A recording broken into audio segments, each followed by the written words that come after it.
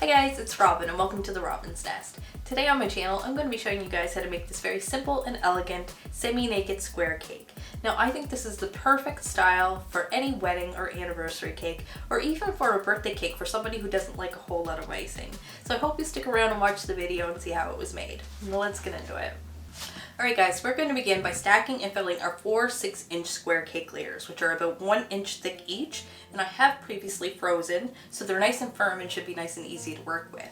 Now we're going to be filling these layers using a piping bag, because I want to get a nice generous coat of icing in between each layer, since we're probably going to see a little bit of it in the finished product after we smooth out our icing. So I'm going to start by getting these layers filled, and then we're going to get it off to the fridge to chill for a little bit and set our icing layers, and when I come back we'll start our crumb coat.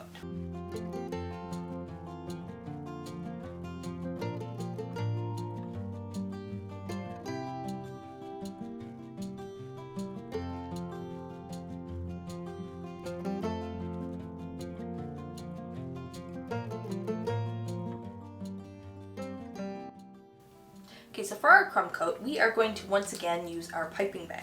Now I'm just going to pipe a fair amount of icing all over the surface of the cake, and then we're going to take our offset spatula and just spread it all out. And once I get a fair amount on there, I'm going to take my bench scraper and we're just going to smooth that all out. And then we're going to pop it in the fridge for a little bit and come back and repeat the process again.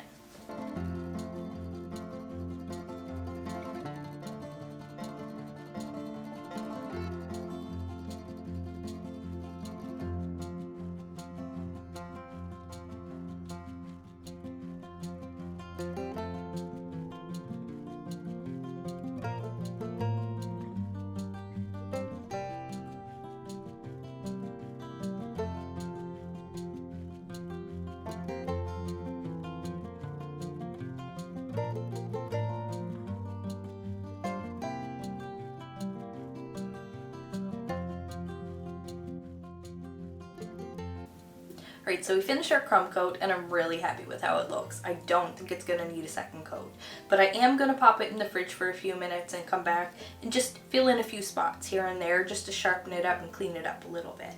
And then when we finish that, we can come back and start working on our accent features.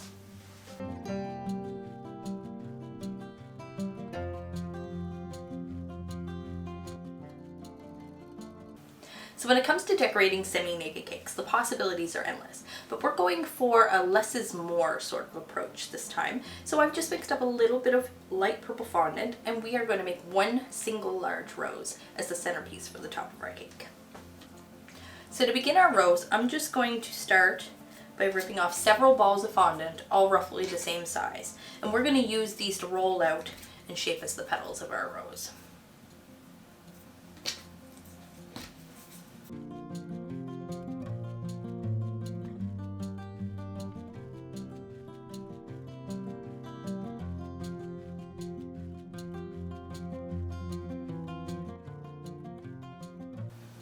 So as you can see, I've ripped off quite a few of these little circles because as we build our flower, each layer of petals is going to increase by 1. So I just want to make sure that I have more than enough on hand. So I'm going to start rolling these out, and when I'm done, I'm going to show you how I shape them.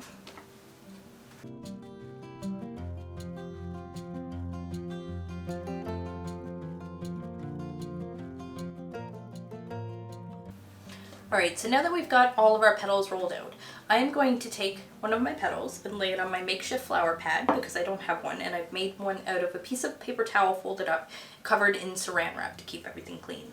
So I'm going to take the end of my rolling pin and we're just going to roll around the outside of our petal, thinning it out as much as we can without tearing it. And we're trying to ruffle it as we go a little bit. And once I get that looking the way I want it to, I'm going to take my balling tool and I'm going to further ruffle it more.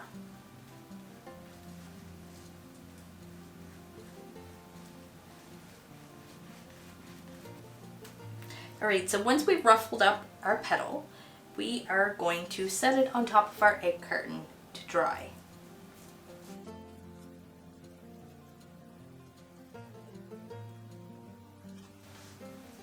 And I'm going to continue this process with each one of these until we're finished. Alright, so we've shaped all our flowers and now it's time to let everything dry. Now when we come back, I'm going to take a little bit of watered down purple food coloring and we're going to paint a little bit on the inside of our petals. So that way it'll create a little bit of dimension when we assemble our flower. And I just want to say I hope you guys are enjoying the video. And if you're new to the channel, please consider subscribing down below and don't forget to ring the bell for new video notifications. Alright, so our petals are nice and dry, so I'm going to take a little bit of my watered down purple food color and I'm going to use my fan brush by gently dipping it in, dabbing it off, and then just gently brushing on a little bit of color on the inside of the petals. And not too much either, because you don't want to get it too sticky. And we just want a subtle effect.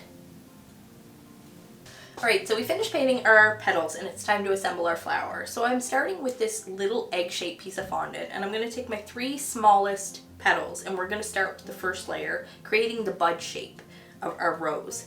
And then every layer after that we are going to increase by 1 until we get the desired shape that we're looking for. So I'm going to continue with this and I'll show you the end result when I'm finished.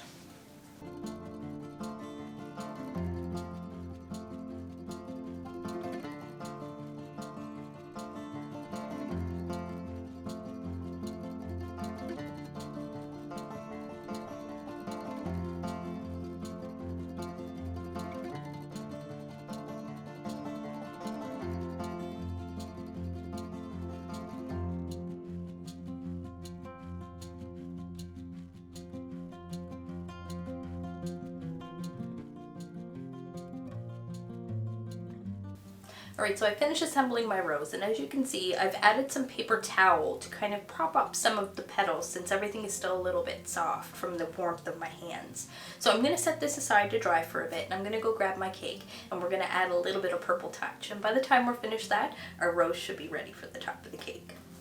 Alright, so I've grabbed my cake and I've decided that since we have a purple flower for the top, I would mix up a little bit of purple buttercream for around the outside. So I'm just going to take a tiny little bit and we are just going to put it in random spots all around the sides of the cake. And then I'm going to take my bench scraper when I'm finished and we're just going to smooth that right out and make them look like little smudges.